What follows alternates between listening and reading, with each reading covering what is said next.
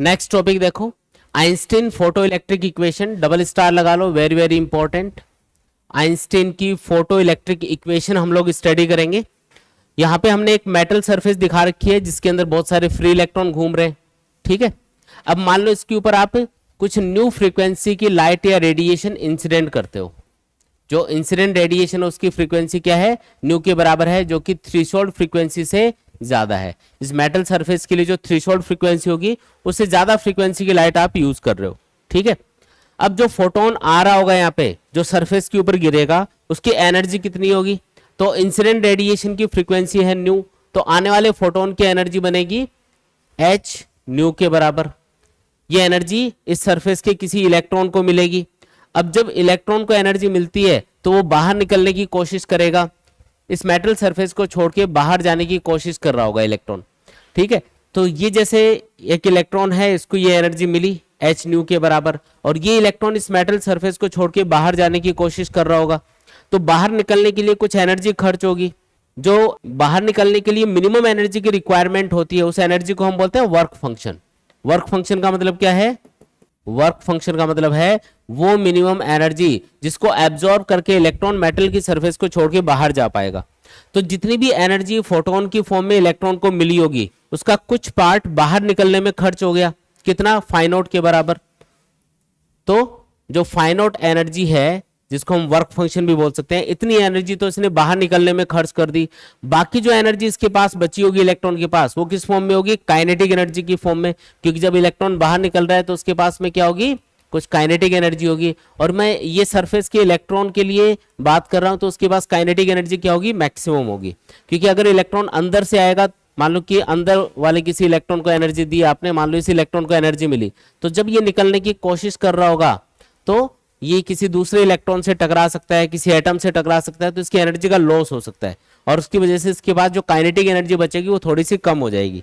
तो अभी मैं सरफेस के इलेक्ट्रॉन की बात कर रहा हूं, जो जस्ट सरफेस के ऊपर बैठा था और घूम रहा था इधर उधर, और उसको जैसे ही एनर्जी मिली वो तुरंत बाहर निकल गया, उसकी एनर्जी का कोई लॉस नहीं हुआ, ठीक है। सिर्फ वर्क फंक्शन के बराबर उसने एनर्जी खर्च करी, और बाकी जो एनर्जी है उसके पास किस फॉर्म में है, काइनेटिक एनर्जी की फॉर्म में है। तो आप लिख सकते हो कि जो बाकी एनर्जी है वो इलेक्ट्रॉन के पास में काइनेटिक एनर्जी की फॉर्म में है। बात समझ में आई क्या? तो टोटल एनर्जी जितनी भी थी, जैसे फोटोन ने 10 इलेक्ट्रॉन वोल्ट एनर्जी सरफेस के इलेक्ट्रॉन को दी, इस मेटल की सरफेस से इलेक्ट्रॉन को बाहर निकलने के लिए एनर्जी चाहिए 2 इलेक्ट्रॉन वोल्ट, तो 2 इलेक्ट्रॉन वोल्ट उसने खर्च कर दी, उसमें से बाकी कितनी बची, 8 इलेक्ट्रॉन वोल्ट बची। वो किस फॉर्म में है इसके पास, काइनेटिक एनर्जी की फॉर्म में है, बस। तो ये जो इक्वेशन बन गई, इसी को हम बोलते हैं आइंस्टीन फोटो इलेक्ट्रिक इक्वेशन, जो ये बताती है कि जो टोटल एनर्जी होती है फोटोन की, उसमें से कुछ पार्ट इलेक्ट्रॉन को बाहर निकलने में खर्च होगा और बाकी का पार्ट इलेक्ट्रॉन के पास में काइनेटिक एनर्जी की फॉर्म में रहेगा, ठीक है। तो बस इसी इक्वेशन का नाम क्या है, आइंस्टीन्स फोटो इलेक्ट्रिक इक्वेशन, ठीक है। अब एक दो फॉर्मूले हमने पहले से पढ़ रखे हैं, उनको यूज करते हुए मैं इसी इक्वेशन को दो और तरीके से लिख के आपको बताता हूं। जैसे वर्क फंक्शन का फॉर्मूला होता है phi not equal to H nu not, nu not का मतलब क्या है, थ्रेशोल्ड फ्रीक्वेंसी, ठीक है।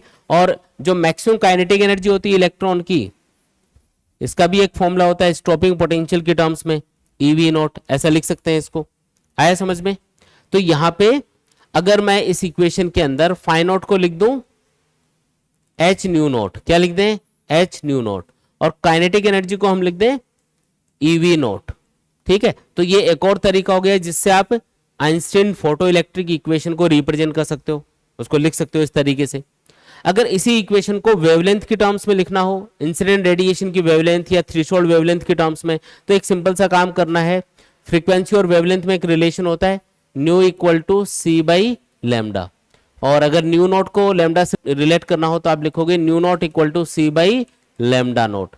तो न्यू की जगह तो सी बाई लैम्डा लिख दो, और इधर न्यू नॉट की जगह सी बाई लैम्डा नॉट लिख दो, प्लस ईवी नॉट, ऐसा आ गया अपने पास, ठीक है। अब ये एक और तरीका हो गया जिससे आप आइंस्टीन फोटो इलेक्ट्रिक इक्वेशन को रिप्रेजेंट कर सकते हो। तो ऐसे 3 अलग अलग तरीके से आप सेम इक्वेशन को लिख सकते हो। इक्वेशन बिल्कुल आसान है, जो भी टोटल एनर्जी मिलेगी इलेक्ट्रॉन को फोटोन की फॉर्म में, उसका कुछ पार्ट वर्क फंक्शन की फॉर्म में बाहर निकलने में खर्च हो जाएगा, और बाकी का जो पार्ट होगा एनर्जी का, वो इलेक्ट्रॉन्स के पास में काइनेटिक एनर्जी की फॉर्म में रहेगा, ठीक है।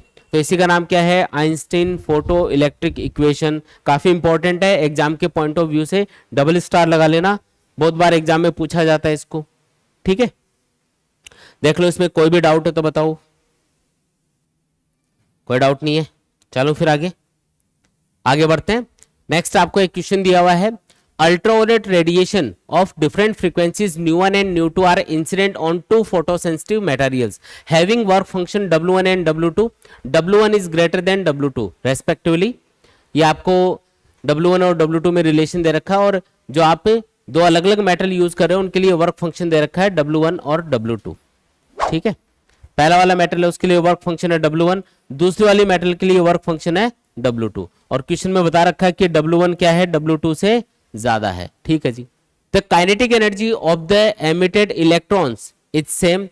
जब आपने अलग अलग फ्रीक्वेंसी की लाइट या रेडिएशन इन दोनों सरफेस के ऊपर इंसिडेंट करी, nu1 और nu2 मान लो, तो इससे जो इलेक्ट्रॉन बाहर निकले हमने देखा उनकी काइनेटिक एनर्जी बराबर है, काइनेटिक एनर्जी 1 और काइनेटिक एनर्जी 2, ये दोनों क्या है, बराबर। मतलब दोनों सरफेस से जो इलेक्ट्रॉन बाहर निकल रहे हैं उनकी काइनेटिक एनर्जीज क्या है, इक्वल है। Which one of the two radiations will have larger या हायर फ्रीक्वेंसी, तो इन दोनों में से कौन सी वाली फ्रीक्वेंसी के रेडिएशन, मतलब कौन सी वाली रेडिएशन की फ्रीक्वेंसी ज्यादा होगी।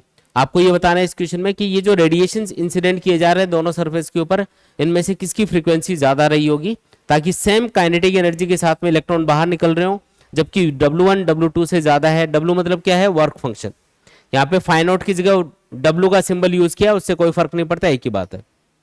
तो सबसे पहले तो मैं आइंस्टीन फोटो इलेक्ट्रिक इक्वेशन लिख देता हूं, H nu equal to phi not plus kinetic energy of the electron. Maximum kinetic energy of the electron के लिए, यानी मैक्सिमम काइनेटिक एनर्जी वाले इलेक्ट्रॉन के लिए इक्वेशन लिखी जाती है।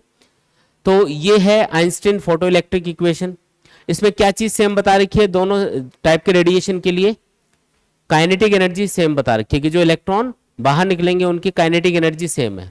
तो पहले वाले जो मेटल है उसके लिए मैं इक्वेशन लिख देता हूं यहाँ पे, H nu1 equal to W1 plus kinetic energy 1, पहले वाले मेटल के लिए। और सेकंड मेटल के लिए क्या लिखेंगे, H nu2 equal to W2 plus kinetic energy 2, ऐसा लिख दिया इसको।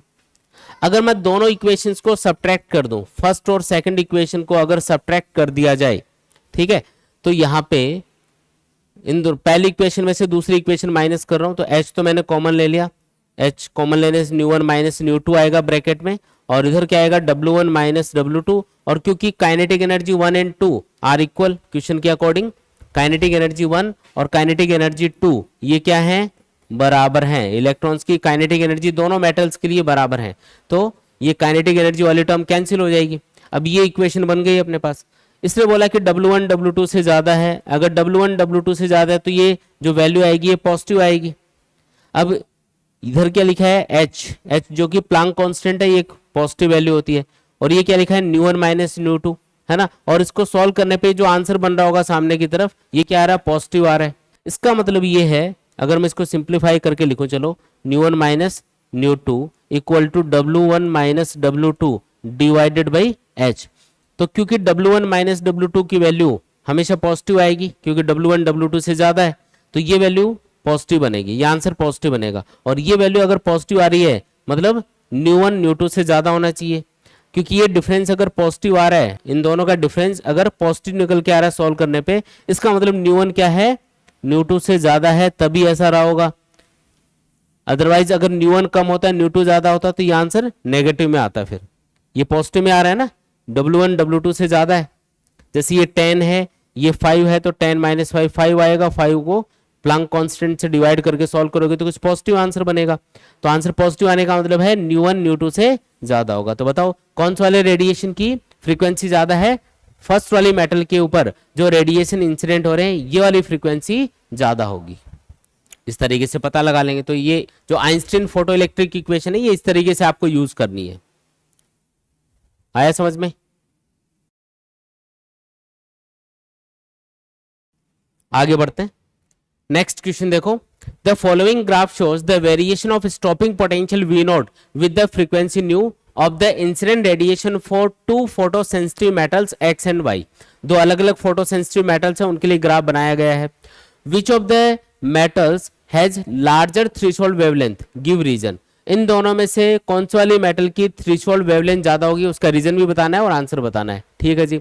दूसरा पूछा है explain giving reason which metal gives out electron having larger kinetic energy for the same wavelength of the incident radiation. अगर इन दोनों मेटल्स के ऊपर सेम वेवलेंथ के रेडिएशन इंसिडेंट किए जाए तो कौन सी वाली मेटल से जो इलेक्ट्रॉन बाहर निकलेंगे उनकी काइनेटिक एनर्जी ज्यादा होगी, ये चीज बतानी है। तीसरी चीज इसने पूछी है if the distance between the light source and metal x is halved how will the kinetic energy of the electrons emitted from it changes. ये बोल रहा है कि अगर हम लाइट के सोर्स को जैसे एक्स वाली मेटल की बात कर रहा है उसके पास ले आए, जितना डिस्टेंस पे पहले था उससे हाफ डिस्टेंस पे ले आए, तो जो इलेक्ट्रॉन उस मेटल सरफेस से बाहर निकल रहे होंगे एक्स वाली मेटल से, उनकी काइनेटिक एनर्जी किस तरीके से चेंज होगी ये भी आपको बताना है। तो ये तीनों चीजें हम कैलकुलेट करते हैं वन बाय वन। सबसे पहले बात करते हैं कि कौन सी वाली मेटल के लिए थ्रेशोल्ड वेवलेंथ ज्यादा होगी। अब ये कैसे पता चलेगी, ये वाली चीज कैसे पता चलेगी, तो ग्राफ को देखो। यहाँ पे आप देख रहे हो कि जो एक्स वाली मेटल है उसके लिए जो थ्रेशोल्ड फ्रीक्वेंसी है वो है 0.5 इंटू 10 की पावर 15 सेकेंड इनवर्स। ये मल्टीप्लाई में आएगा, इनके साथ ध्यान रखना। ठीक है, तो एक्स वाली मेटल के लिए जो थ्रेशोल्ड फ्रीक्वेंसी है वो कितनी है 0.5 इंटू 10 टू पावर 15 हर्ट्स या सेकेंड इनवर्स। और वाई वाली मेटल के लिए कितनी है 1 into 10 to power 15 second inverse या हर्ट्स। तो ये आपको अब देख के ही पता चल रहा है कि एक्स वाली मेटल के लिए थ्रेशोल्ड फ्रीक्वेंसी कम है और वाई वाली मेटल के लिए थ्रेशोल्ड फ्रीक्वेंसी क्या है ज्यादा। लिख देते हैं इधर न्यू नॉट एक्स ये कम है और न्यू नॉट वाई ज्यादा है। ये चीज पता चली किससे, ग्राफ को देख के। पहला आंसर हम पता कर रहे हैं। ठीक है, अब इसी फॉर्मूले को थ्रेशोल्ड वेवलेंथ के टर्म्स में लिख दो। इसको क्या लिखोगे C by lambda not X. भाई nu equal to C by lambda होता है, तो उस फॉर्मूले से न्यू नॉट एक्स को हमने क्या लिख दिया सी बाई लैम्डा नॉट एक्स। और इधर न्यू नॉट वाई को क्या लिखना है सी बाई लैम्डा नॉट वाई लिखना है। दोनों साइड में सी को उड़ा देंगे और उसका उल्टा करेंगे। जैसे उल्टा करेंगे तो ये सिंबल भी उल्टा हो जाएगा, याद रखना है। तो ये आएगा lambda not X greater than lambda not Y. ये चीज पता है ना आपको, जब भी आप जैसे आप लिखते हो 3 ग्रेटर देन 1। ठीक है, अब इसको उल्टा करो, इसका उल्टा करोगे तो ये आएगा 1/3, ये आ जाएगा 1/1 1। अब कौन कम है, इस बार 1/3 कम हो गया, तो देखो सिंबल उल्टा हो गया नहीं, ये वाला सिंबल।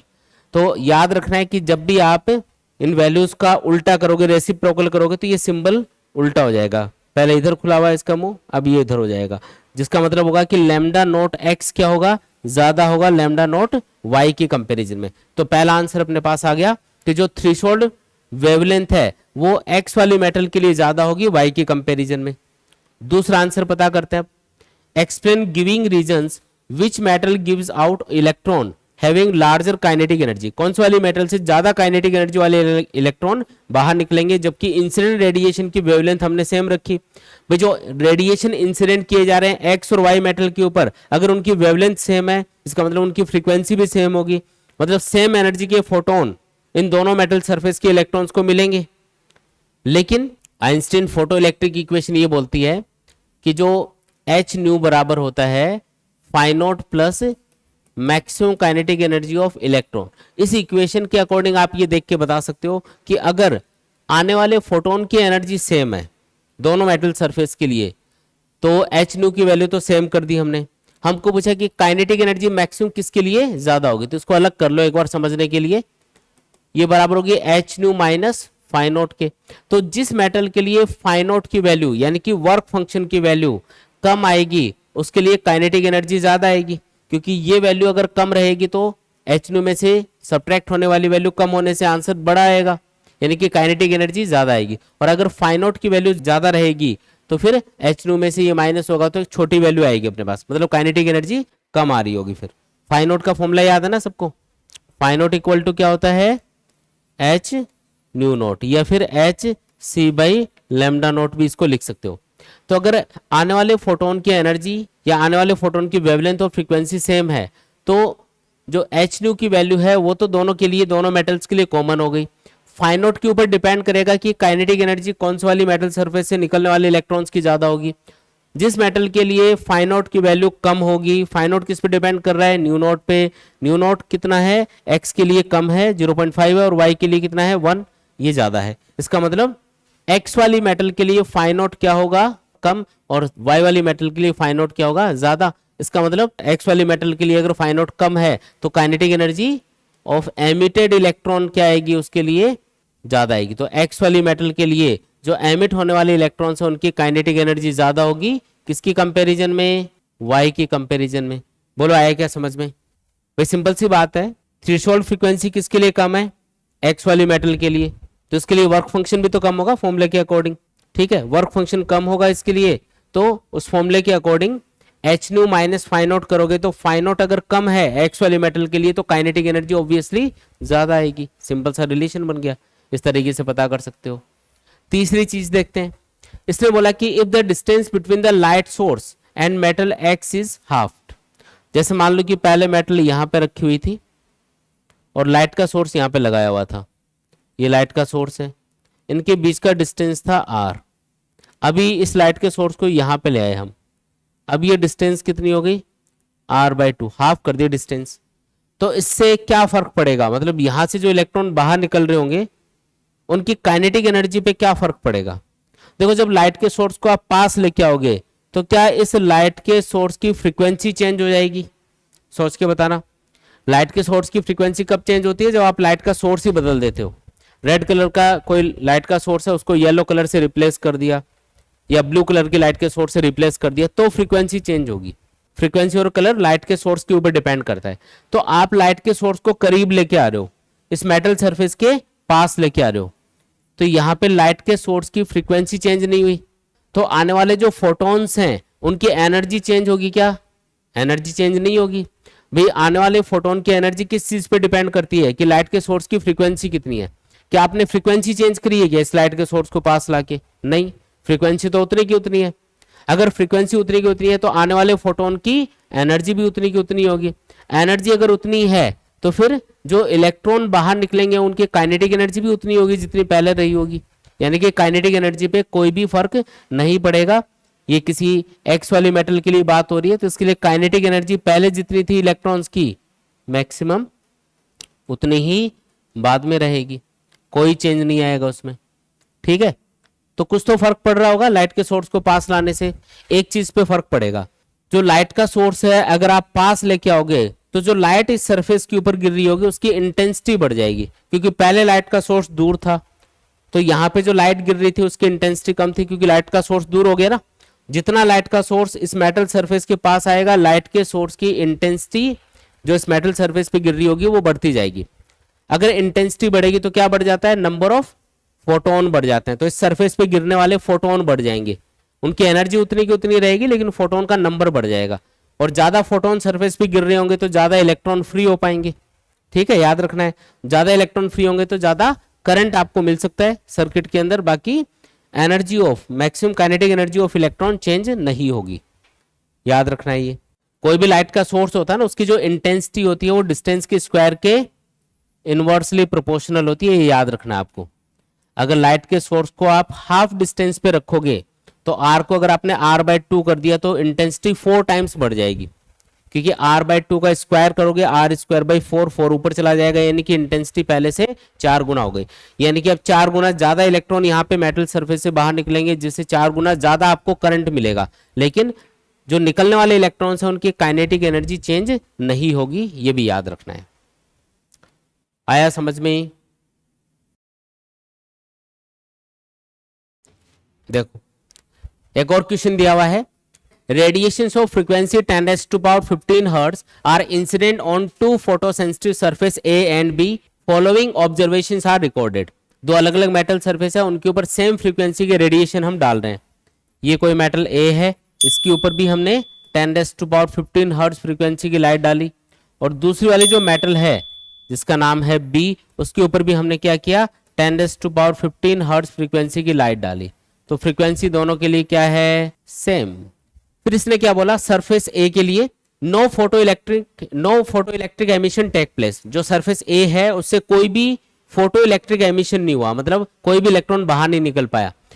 सरफेस बी के लिए इसने बोला photo emission take place but photoelectrons have zero energy, मतलब इलेक्ट्रॉन बाहर तो निकल गया इससे, लेकिन उसके पास जो काइनेटिक एनर्जी है वो कितनी है, जीरो है। ठीक है, ठीक है जी। अब इसने बोला explain the above observations on the basis of Einstein photoelectric equation, how will the observations with surface B changes when the wavelength of incident radiation is decreased. ये बोल रहा है कि जो ऑब्जर्वेशन हम देख रहे हैं यहाँ पे, जो भी चीजें हमने ऑब्जर्व करी उनको एक्सप्लेन करो आप कि वो कैसे, क्या एक्टिविटी हो रही है यहाँ पे। इसने बोला कि जो पहली मेटल है उससे कोई भी इलेक्ट्रॉन बाहर नहीं निकला। ठीक है, आइंस्टीन की फोटो इलेक्ट्रिक इक्वेशन से सारी चीजें समझानी है, लेकिन अगर इलेक्ट्रॉन निकला ही नहीं तो इसके लिए तो कोई इक्वेशन आपको लिखनी नहीं है, सीधा ही बता सकते हो कि आने वाले फोटोन की जो एनर्जी है वो कम पड़ गई होगी वर्क फंक्शन से, तभी इलेक्ट्रॉन बाहर नहीं निकल पाया। या ऐसे बोल दो कि आने वाले जो फोटोन की फ्रीक्वेंसी है या इंसिडेंट रेडिएशन की फ्रीक्वेंसी है वो थ्रेशोल्ड फ्रीक्वेंसी से कम रह गई होगी, तभी इलेक्ट्रॉन बाहर नहीं निकल पाया। तो पहले वाली मेटल के लिए हम बोलेंगे कि new is less than new not रहा होगा। जो पहले वाली मेटल के लिए जो थ्रेशोल्ड फ्रीक्वेंसी है, न्यू नॉट ए बोल देते हैं उसको, जो फ्रीक्वेंसी आपने इंसिडेंट करी है इस सरफेस के ऊपर वो इस न्यू नॉट ए से कम है, तभी इलेक्ट्रॉन बाहर नहीं निकल पाया। ठीक है, सेकंड केस में इलेक्ट्रॉन बाहर तो निकल रहा है लेकिन इसकी काइनेटिक एनर्जी जीरो है। अब आइंस्टीन की फोटो इलेक्ट्रिक इक्वेशन ये बोलती है H nu equal to phi not plus maximum kinetic energy of electron. यहां पे बोला गया कि काइनेटिक एनर्जी जीरो है तो इसको जीरो पुट कर दो, तो एच न्यू किसके बराबर आ गया, फाई नॉट के। और फाई नॉट का फॉर्मूला क्या होता है याद करो, एच न्यू नॉट, एच से एच कैंसिल हो जाएगा तो न्यू किसके बराबर आ गया, न्यू नॉट के। तो इससे हमको ये पता चल गया कि जो सेकंड वाली मेटल है उसके ऊपर जो फ्रीक्वेंसी हमने इंसिडेंट करी है उसकी वो जो फ्रीक्वेंसी है वो इस मेटल की जो थ्रेशोल्ड फ्रीक्वेंसी है उसके बराबर है।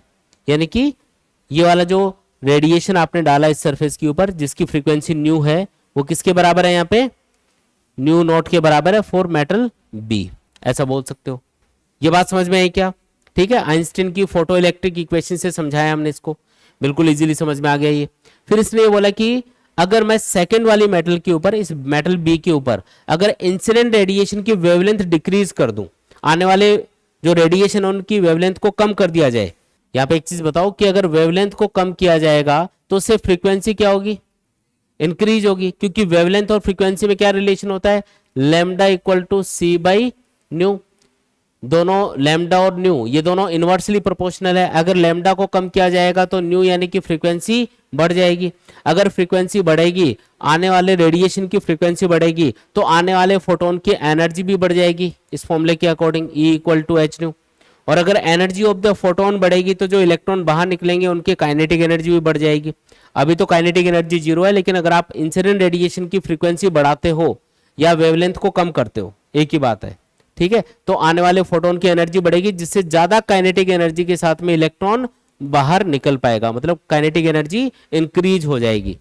तो सेकंड वाली मेटल के ऊपर अगर इंसिडेंट रेडिएशन की वेवलेंथ आप डिक्रीज करते हो या फिर फ्रीक्वेंसी को इंक्रीज करते हो, एक ही बात है ये, तो आपको ज्यादा काइनेटिक एनर्जी के साथ में इलेक्ट्रॉन निकलते हुए दिखेंगे इसमें। ठीक है, kinetic energy of the photo electron बढ़ जाएगी। आया समझ में? क्लियर एकदम?